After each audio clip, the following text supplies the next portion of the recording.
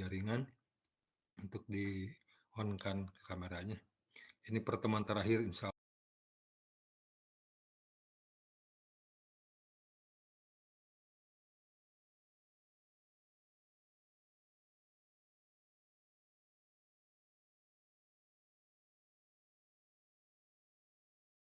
Bagaimana? Silakan. Hilman? Bagaimana Hilman? Dengar suara Bapak Man? Mendengar Pak. Oke, jelas ya. Oke, yang lainnya. Neshan dari tadi udah gabung. Aprilia dari tadi tuh. Yang pertama apa lihat. April, gimana April? Hadir Pak. Oke, sehat. Alhamdulillah Pak. Oke, syukurlah. Ya, silakan di-on-kan saja kameranya. Kayak ke kendala, apa terkendala semuanya nih? Kita belum bisa. Sophia, gimana Sophia? Bisa di-on-kan nggak Sophia? Kameranya rusak, Pak. Oh, kameranya rusak. Aduh, gimana nanti kalau yang ujiannya nih? Pekan depan kita ujian ya. Ya baik, kalau gitu kita mulai saja ya. Sudah pukul 17.11. Selamat pagi, bismillahirrahmanirrahim. Assalamualaikum warahmatullahi wabarakatuh. Waalaikumsalam warahmatullahi wabarakatuh.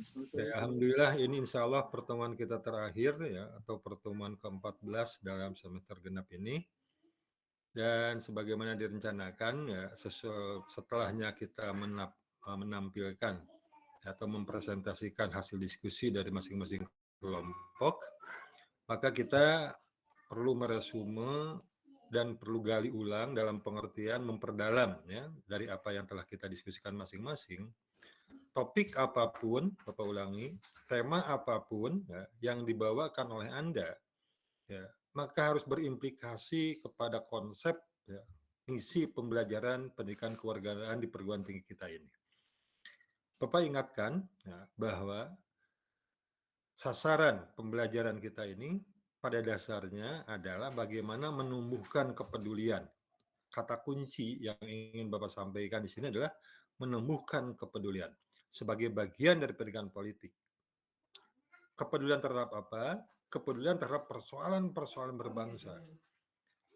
Jadi wujud tanggung jawab sebagai warga negara yang baik itu, atau bisa nanti berkembang dengan konsep yang disebut bela negara itu, atau cinta tanah air itu, pada dasarnya adalah bagaimana kepekaan kita kepada persoalan berbangsa.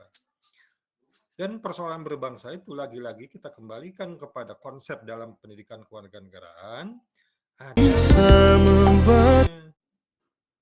kepentingan nasional sebagai misi berbangsa. Dan kalau kita berbicara kepentingan nasional, sebagaimana cita-cita berbangsa, bernegara kita, yang dicita-citakan oleh proklamasi kita, maka mau tidak mau kita tidak boleh keluar dari apa yang diamanatkan di dalam pembukaan Undang-Undang Dasar tahun 45. Nah, konsep dasar ini, ya, esensi inilah yang ingin Bapak tekankan ketika kita akan mengakhiri pembelajaran kita ini. Oleh karena itu, apapun topik kita, Bapak ulangi, apapun diskusi kita, ya, maka harus selalu ada keterkaitan dengan misi pembelajaran tadi. Sehingga kalau kita ulang, ya, dari misi pembelajaran tugas bernegara kita, pada dasarnya ada 3 poin yang tidak boleh tidak, yang selamanya selalu berhadapan dengan apa yang disebut dengan gangguan, hambatan, ya, tantangan, bahkan ancaman terhadap keutuhan, ya, terhadap kesejahteraan dan keamanan negara. Jadi dari pernyataan apa yang pada alinea yang keempat itu, dari mulai negara, melindungi keselamatan bangsa Indonesia, memajukan, saya kira sudah hafal semuanya di situ, tapi benang merahnya itu jangan dilupakan, ya.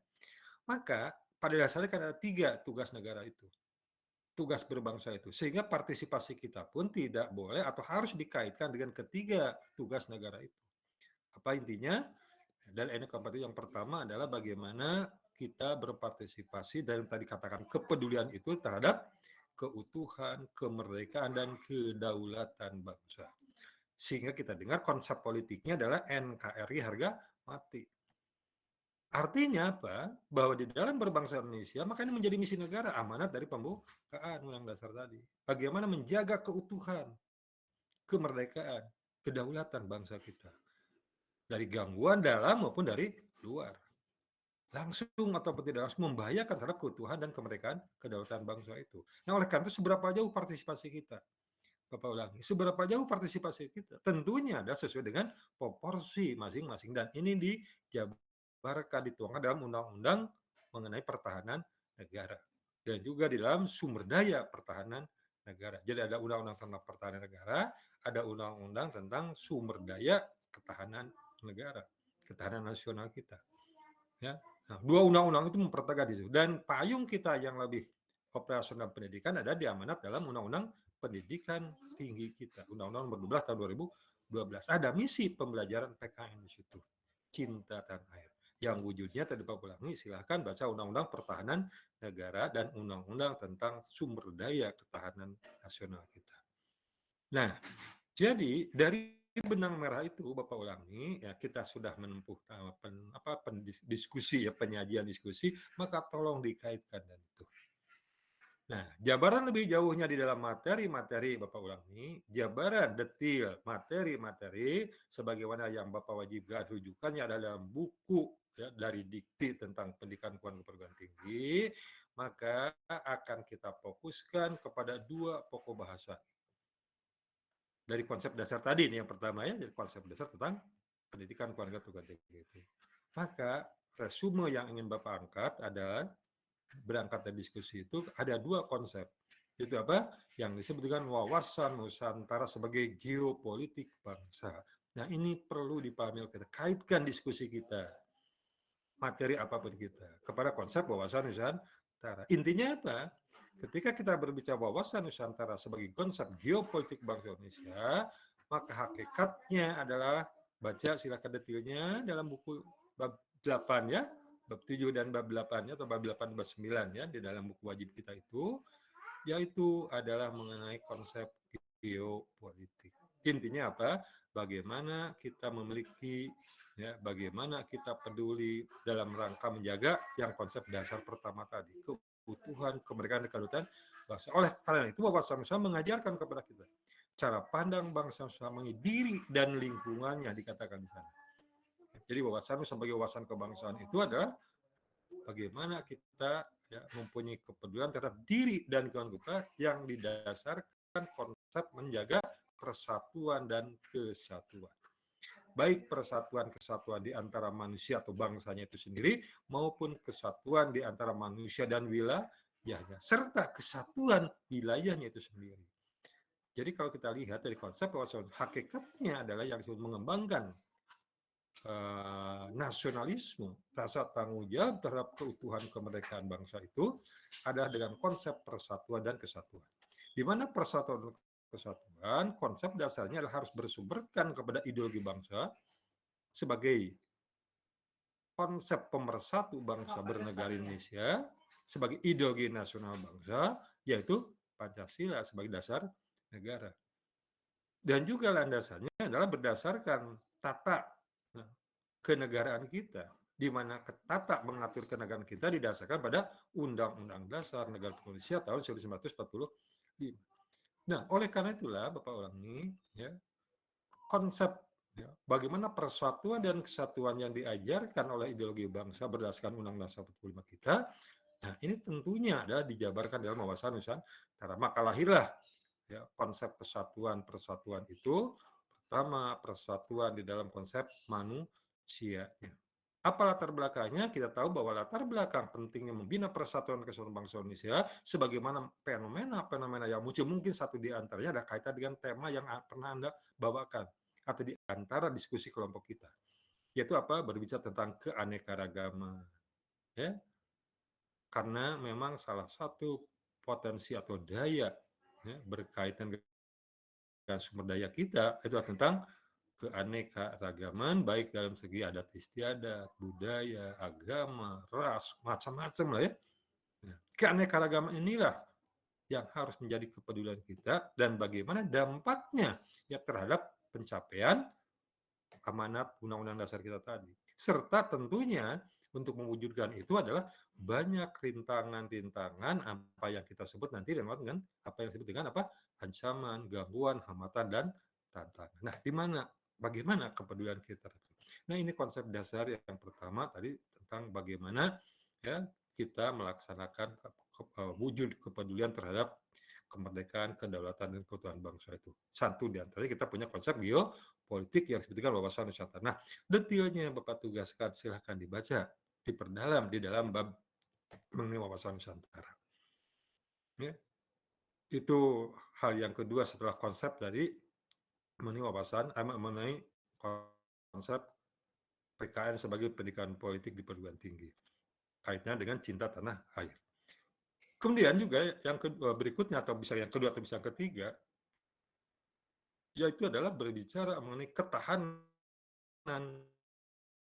nasional. Di mana konsepnya dalam pembelajaran pendidikan kewarganegaraan kita di perguruan tinggi adalah ketahanan nasional itu sebagai konsep geostrategis.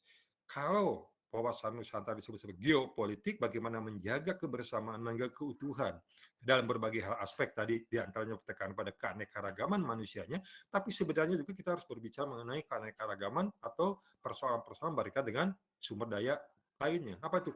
Wilayah sebetulnya, maaf Bapak tidak konsisten ya. Jadi kembali sedikit terlupakan, yaitu wawasan Nusantara adalah wilayah, luasnya wilayah. Ya, jadi kalau tadi masalah sumber daya manusianya, tapi kalau sumber daya alamnya, luas wilayahnya, serta kandungan yang ada dalamnya sumber daya alamnya itu sendiri.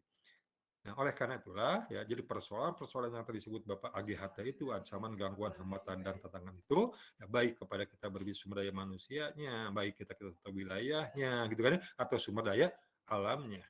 Nah, dari itu konsep geografi, jadi geopolitik sebagai konsep dari lahir dari geografinya. Jadi ada sumber daya manusia, sumber daya alam, dan juga kewilayahan. Oke, nah kemudian tadi Bapak sebut yang ketiga adalah ketahanan geostrategis.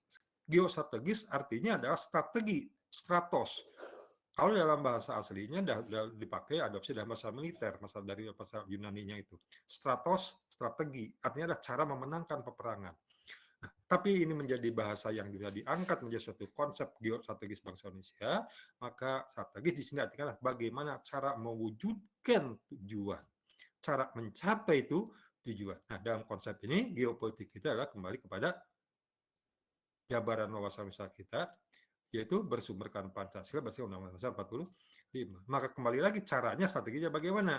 Nah, Undang-Undang Dasar kita memberikan sebagai landasan geostrategis kita. Di mana Undang-Undang Dasar kita memberikan ya, gambaran, memberikan arahan maksud Bapak ya, strateginya ketika kita bersistem pemerintahan. Ya, bagaimana siapa yang harus melaksanakan, bagaimana kekuasaan pemerintah, bagaimana hubungan presiden dengan MPR, DPR dan sebagainya. Nah, di situ sebetulnya menjadi suatu rujukan ya, kebijakan nasional yang diterjemahkan ya di dalam geostrategis kita.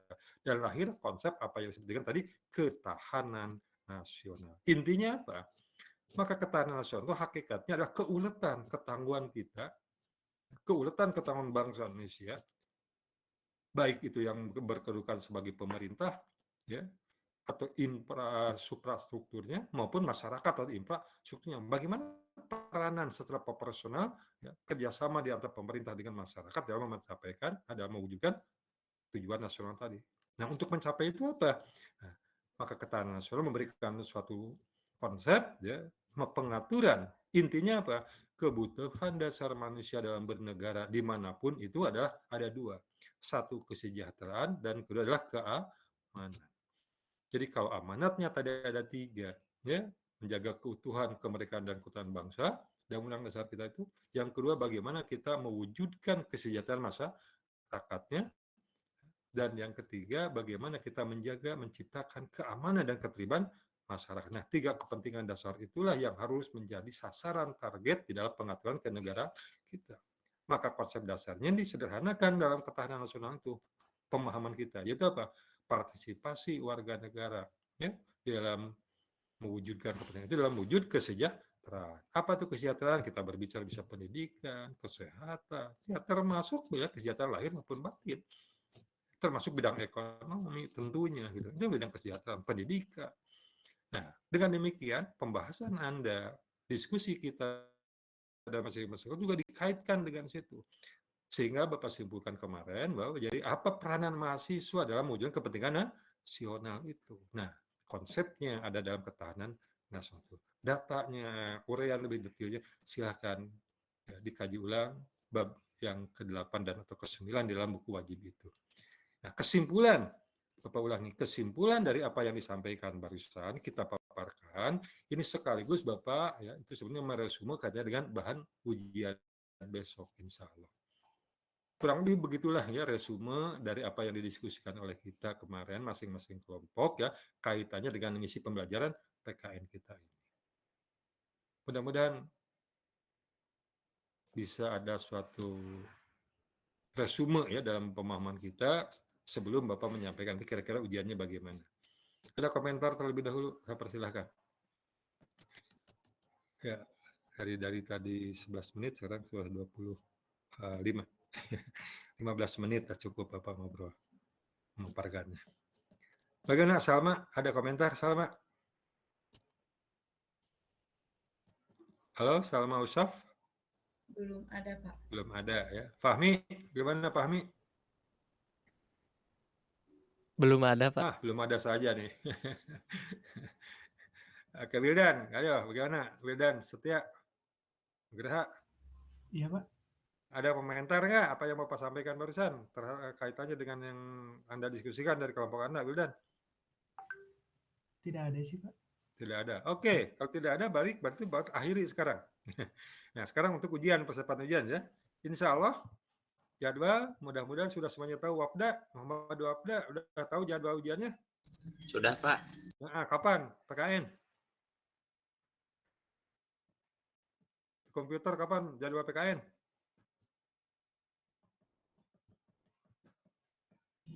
Lupa, Pak. Bentar dicek dulu. Kamu mah. Jumat ya, tanggal 3 ya. Nah, jadi hari terakhir, Jumat tanggal 3 ya, kita ujian ya. Nah, dilihat lagi ya. Oke, nah sekarang untuk ujiannya. Kebijakan Polban, kita sudah tahu bahwa ujian dilaksanakan secara daring, gitu kan ya. Nah, Bapak mengambil yang tidak hibrid, tapi daring semuanya. Artinya apa? Soal ini sudah Bapak cetak, ya, panitia tentunya bukan Bapak, Bapak sudah serahkan panitia dan kemarin sudah dapat info ya, dan Bapak sudah kebetulan kemarin datang ke kampus. Jadi sudah dicetak ya. Jadi soalnya adalah cetakan ya. Kemudian Anda mengerjakannya seperti kemarin tetapi langsung dikumpulkan nanti dalam bentuk tulisannya ya, kertas yang sudah disediakan. Dengan demikian jaga kesehatan ya. Jaga ya protokol kesehatannya ya, laksanakan prokesnya masih berjalan ya walaupun presiden sudah memberikan kelonggaran ya untuk masalah masker itu ya kalau tempat terbuka, tapi kita masuk dalam satu ruangan, prokes tetap harus dijaga. Nah, ujiannya Bapak ulangi, itu adalah kita secara daring ya, jadi kembali pada kebiasaan kita konvensional tanda petik istilah Bapak. Jadi dikerjakan di kelas ya, mudah-mudahan Bapak bisa ketemu lah mudah-mudahan ya karena sudah kita kuliah 2 semester belum pernah ketemu di kelas ya. Nah, mudah-mudahan Bapak bisa hadir tanggal 3. Nah, kemudian materinya. Materi atau sifat ujiannya dulu. Sifat ujiannya adalah bersifat terbuka, buka buku ya. Jadi Bapak memperlihatkan masih menyesuaikan dengan kebiasaan kita online ya. Jadi online ya, oleh karena itu buka buku.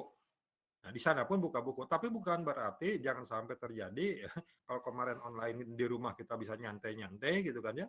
Tapi buka buku bukan berarti nanti di kelas baru buka buku, bukan itu, nggak mungkin ya bisa selesai.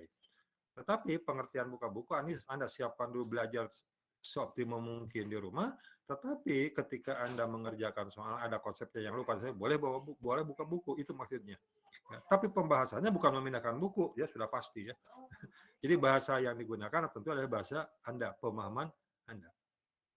Nah itu yang Bapak istilahkan buka buku. Silakan bawa buku, silakan buka laptop sama ya. Jadi pengertian buku. Yang penting apa? Dengan daring ini kita ingin membiasakan ya, menyesuaikan dengan kondisi karena kita ini sudah 2 tahun lebih ya belajar ininya, tapi Anda 1 tahun berarti ya. Nah, kemandirian. Jadi yang dilihat bahwa tekankan nanti ada selain tadi daya kemampuan masing-masing ya, tetapi lebih diutamakan juga tentang kemandirian. Bagaimana bekerja tanpa kerja sama. Nah, jadi ujiannya Bapak ulangi, nanti adalah buka buku, tetapi ditekankan adalah kemandiriannya. Makanya Polban, kalau Bapak tafsirkan dari kebijakannya adalah kenapa kita menggunakan sistem daring. Walaupun ada beberapa mata kuliah yang soalnya luring, yang soalnya daring ya soalnya ya. Nah, maaf Bapak salah istilah tadi ya. Jadi ujiannya kita luring ya.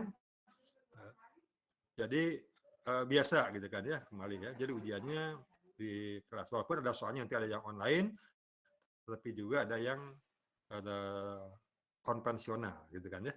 Nah, tapi untuk PKN Bapak ulangi soalnya adalah dicetak konvensional gitu kan ya. Dikerjakan juga di situ pada lembaran yang disediakan oleh panitia dan dikumpulkan dalam bentuk hasil karya Anda langsungnya itu tadi. Nah ini mungkin teknis yang kita gunakan. Jadi yang ingin Bapak sampaikan adalah buka buku, tapi bukan berarti Anda baru belajar membuka di kelas. Nggak mungkin waktunya. Jadwal Bapak berikan waktu hanya 90 menit. Ya. Jadi ujian kita nanti hanya 90 menit. Ya. Jadi harus sudah selesai dikumpulkan kepada panitia ya, atau pada pengawas yang ditunjuk oleh panitia. Sampai di situ teknis, Patan, ada pertanyaan? Atau Ariana? Bisa ditangkap? Patan? Belum ada, Pak. Tapi sudah jelas. Teknisnya bagaimana ya? Sudah, Pak. Oke, baik. Ariana, bagaimana Ariana? Bisa ditangkap? Bisa, Pak. Oke, baik. Terima kasih. Nah, sekarang materinya. Nah, kalau tadi teknisnya, ya sekarang materi. Seperti Bapak resumekan barusan, ya, yang tadi di awal bagian resume, maka ujian kita soalnya nanti ada 2 bagian. Bagian pertama, ya, itu adalah kemampuan Anda di dalam menangkap 3 persoalan. Yang pertama tadi Bapak berikan dari konsep pendidikan kewarganegaraan di perguruan tinggi ya sebagai wujud cinta tanah air. Ya, salah satu wujud cinta tanah air, salah satu bentuk ya, partisipasi warga negara bertanggung jawab adalah melalui PKN. Nah, di mana konsep dasarnya? Nah, itu perlu dipahami ulang lagi. Ya, sebagaimana tadi Bapak resumekan. Itu yang pertama akan diujikan. Yang kedua, ya, juga tadi Bapak resumekan, intinya adalah mengenai konsep esensi dan urgensi wawasan Nusantara dalam mencapai atau mewujudkan kepentingan nasional. Esensi dan urgensinya. Bapak ambil istilah ini mengadopsi dari istilah buku yang ada di dalam literatur yang Bapak wajibkan itu. Oleh karena itulah literaturnya dipelajari benar-benar dari sekarang. Boleh dibawa laptopnya kan? Karena sekolah nanti kalau ada ujian yang lain kan ya, yang online itu ya. Kalau mata kuliah yang lain online, karena mata kuliah Bapak tidak. Itu yang kedua. Setangkap ya. Jadi esensi dan urgensi wawasan Nusantara dalam mewujudkan kepentingan nasional. Jadi sangat-sangat terbuka, sangat-sangat umum bentuk soalnya ya, sehingga bisa terjadi antara Adrin dengan Aprilia gitu kan ya, itu berbeda. Bahkan di antara kita 32 orang itu bisa berbeda kalimatnya. Bagaimana menuangkannya tergantung kepada daya ya kreativitas dari kita masing-masing. Jelas ya? Itu yang materi yang kedua. Materi yang ketiga ya, masih juga istilah dari buku. Itulah esensi dan urgensi tentang ketahanan nasional. Jadi intinya apa? Bapak berikan nanti pernyataan, ada suatu teks ya yang Bapak buat, nah kemudian Anda menjabarkan konsep-konsep itu. Jadi Bapak ulangi ya. Jadi nanti teknisnya adalah Bapak menyampaikan suatu paparan gitu kan ya. Anda diminta untuk mengkaji atau mengembangkan atau mengkritisi atau mungkin menguraikan ya pendalaman terhadap konsep-konsep berkaitan dengan esensi dan urgensi dari ketahanan nasional. Dan tadi yang kedua apa? Wawasan Nusantara. Kedua-duanya pasti dalam konsep apa tadi? Kepentingan nasional. Mewujudkan kepentingan nasional, menghadapi berbagai persoalan, ancaman, dan sebagainya. Oleh karena itu Bapak ulangi, sangat-sangat dimungkinkan di antara kita tidak ada yang sama. Karena yang Bapak inginkan bukan kesamaannya, tetapi bagaimana kita memiliki konsepnya. Itu yang penting. Bapak ulangi ya.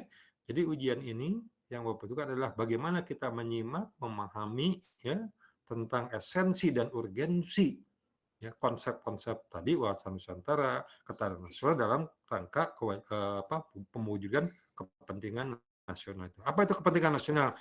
Silahkan diperdalam lagi. itu soal bagian yang pertama atau bagian A. Ada 3 persoalan. Oke. Bisa tangkap Irfan ya? Pan? Baik, Pak. Oke, baik. Nah, sekarang bagian yang B atau bagian kedua. Nah, bagian yang kedua, ya, konsepnya sama, berbicara konsep kepentingan nasional. Tetapi Bapak lebih fokus kepada bagaimana Anda mengkaitkan diskusi kelompok Anda masing-masing. Nah, ini sangat berbeda lagi kan? Ya, jadi bagaimana, oleh karena itulah pahami lagi apa partisipasi Anda, ya, apa yang dihasilkan oleh kelompok Anda, ya, konsep-konsep itu kaitannya dengan Bapak pertanyaan besar kemarin kan, setiap diskusi selalu bertanya, apa peranan mahasiswa, apa kaitannya dengan misi pembelajaran kita.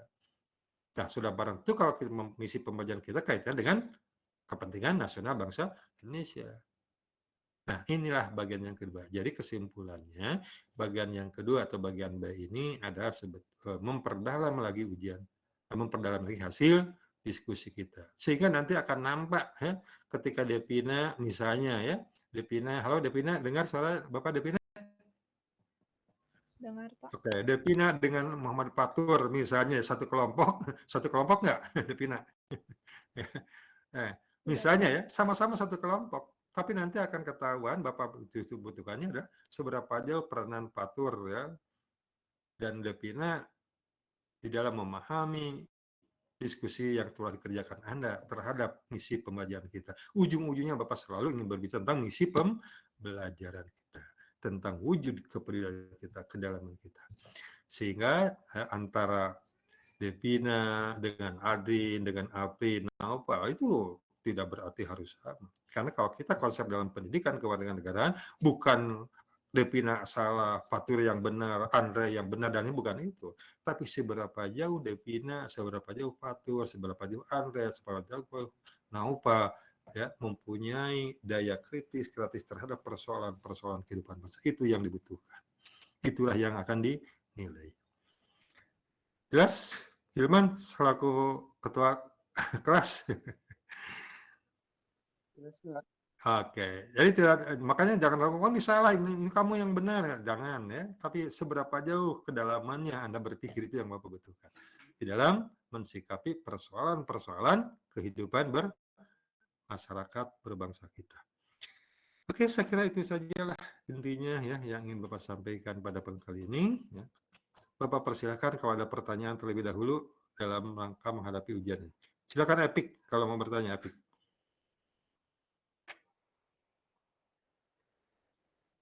Halo Epik. Masih Belum ada, Pak. belum ada ya. Nadia. Nadia, mendengar dan Nadia memantau Bapak enggak? Memantau, Pak. Belum Oke, ada. baik. Belum ada. Aurel. Silakan Aurel. Belum ada, Pak. Belum ya. Bukan Aurelnya Atta ya. Oke, baik. Insya Allah mudah-mudahan tanggal 3 kita bisa ketemu ya. Minimal nanti kalau Bapak masih ragu di kelas yang mana, yang ini, ya Hilman tanya aja Bapak, insya Allah mudah-mudahan datang Hilman ya. Tanggal 3 ya, mudah-mudahan lah. Karena belum pernah ketemu kita kan ya. Oke, mudah-mudahan lah bisa ketemu nanti ketika ujian. Akan Bapak usahakan ya, walaupun Bapak ditugaskan di kelas lain, tapi datanglah ke kelas ini. Oke, paling tidak menengoklah 2 menit, 3 menit itu. Oke, kalau tidak ada pertanyaan, barangkali ya tidak ada ulasan. Siap ujian semuanya ya? Sudah siap semuanya kan ya? Tanggal 3 ya, apa yang tadi Bapak paparkan. Kemudian mungkin ini bantuan terakhir setelah formal. Hilman biasa nanti terutama screenshot pertemuan kita kali ini tetap Bapak butuhkan ya. Aman ya? Bapak tunggu ya setelah ini. Yang lain absennya mohon diisi ya. Tadi Bapak lihat sudah banyak yang gabung di dalam Meet kita, tetapi di kehadirannya itu belum pada ngisi itu ya, dalam konfirmasi kehadiran ujiannya ya, dalam absensi perkuliahannya. Oke, saya kira itu saja. Terima kasih ya atas partisipasi dan kerjasama kita selama ini, walaupun hanya melalui daring, hanya melalui online, ya, tapi tidak mengurangi semangat kita, ya, pasti banyak kekurangan kelemahan. Bagaimanapun ya, idealisme kita tidak mungkin tercapai dalam kondisi seperti ini. Namun demikian, apa yang kita lakukan itulah yang terbaik ya, yang dapat kita jalankan. Ya. Jangan sampai kita merasa selesai, puas belajar, berusaha, tetapi tugas kita masih tetap harus ya, bahwa kebenaran itu adalah sangat relatif. Ya, oleh karena itulah kebenaran harus selalu diupayakan, dipelajari terus-menerus, sehingga kita kembali pada suatu konsep atau kita berprinsip pada suatu konsep bahwa belajar itu harus sepanjang hayat. Ya. Oke. Jadi apa yang Bapak sampaikan, kebenarannya adalah sangat relatif, tetapi kerelatifan sudah berusaha semaksimal mungkin Bapak menuju atau berupaya berdasarkan kaidah-kaidah keilmuan seharusnya. Oke, saya kira itu saja. Mohon maaf ya segala kelemahan kekurangannya. Mudah-mudahan sekecil apapun kita bisa dipertemukan nanti. Selamat pagi. Assalamualaikum warahmatullahi wabarakatuh. Waalaikumsalam.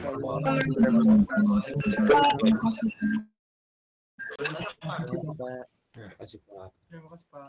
Yuk.